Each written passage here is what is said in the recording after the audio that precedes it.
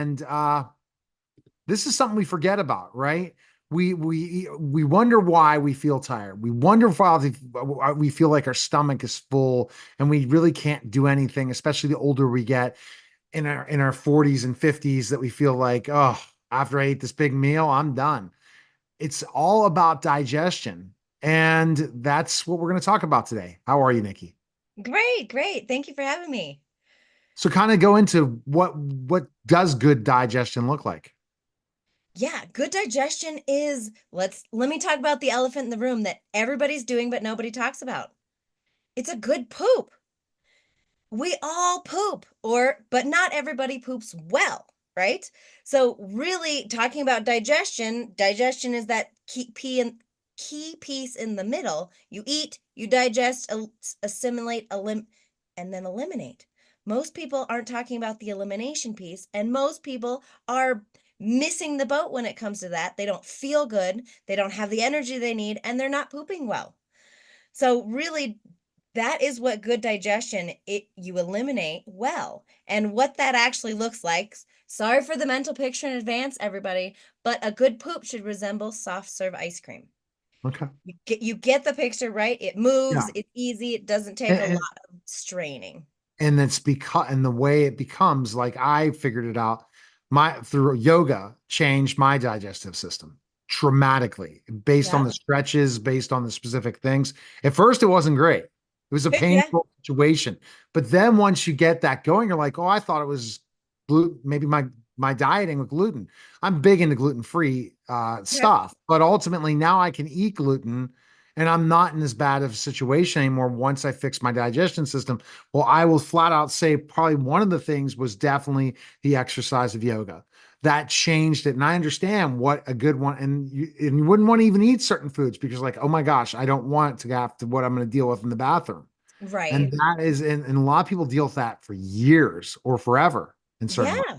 Most people are miserable for far too long. And that's kind of why I'm out like, hey, let's talk poop and get everyone healthier because it's important and it's just as important as making that meal or making those meal plans with your friends. Like, let's have a conversation. Maybe not at the dinner table. I get it. Not everyone's like me. But I it's really important to talk about because most people aren't pooping every day. If you are not pooping every single day, you are considered constipated and there's things going on with your system. You're not moving through, you're not detoxifying, you're not feeling as good as you can. Right, exactly. And the way to do it is basically really to look at that. And it's what you eat first. So we talk about if it's not feeling right, what do we do to fix that? Right? If your digestion's not feeling right, first is one of the things that I do with all my clients is really dive into what are you not getting enough of? And the first line of defense is how much water are you drinking? It is so commonly overlooked because there's all these different fads. You can do this, or you could do gluten free, or you could do this, that. But it's like, first, how much water are you drinking? Are you drinking enough to actually process well? Are you drinking enough to get your body working properly? If you're not, things aren't going to work right. Like your body is 70% or more water. And the reason that the number is only 70 is because our bones take that number quite a bit farther down. But most of our organs are mostly water. So that's one that's easily overlooked, but really, really, really important. Yeah, you're not drinking enough water. That's a great tip. Check that on the box. That's what people that Yeah. drink soda or drink other liquids, but not water, or they drink too much coffee, but not water. It's Mm-hmm. really going to not feel great. Okay, Right? next. Exactly, exactly. And then the next thing is what foods are you eating? Are you eating, of course, I'm a nutritionist, yes, talking about eating more fruits and vegetables, but there's a key to that.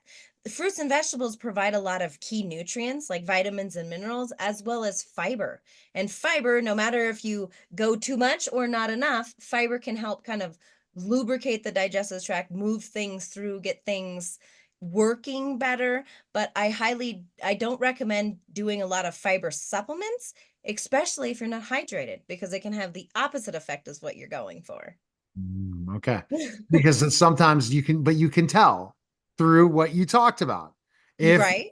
your bowel movements every day, if they're painful and all that, you really have to contact someone like you.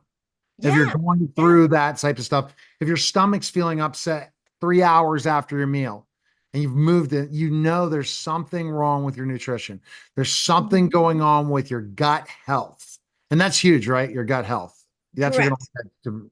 Correct. I know antibiotics are easy. Did you know if you take antibiotics, it can disrupt your microbiome or how your gut Right. works for 4 years.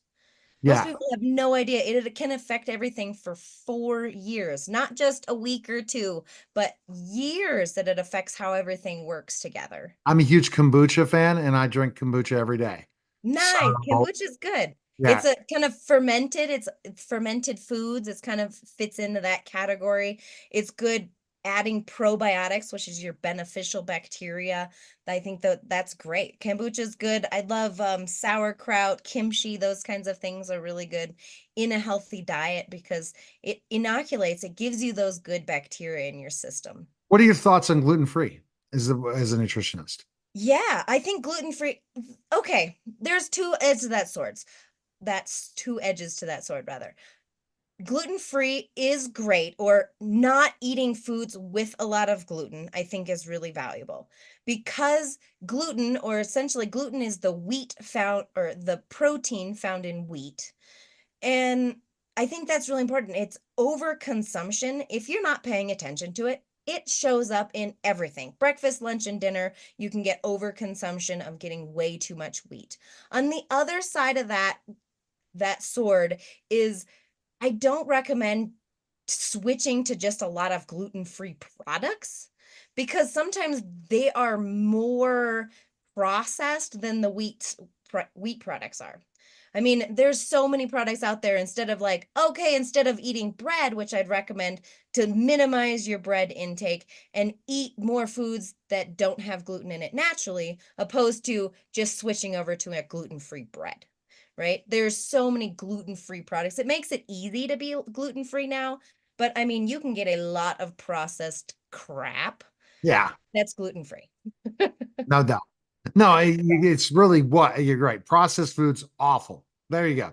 You want There to you make go. sure. Yes, less processed, the So I'm better. very happy my girlfriend cooks every night and it's not processed because if I didn't have my girlfriend, then guess what? I would eat frozen foods, which guess what?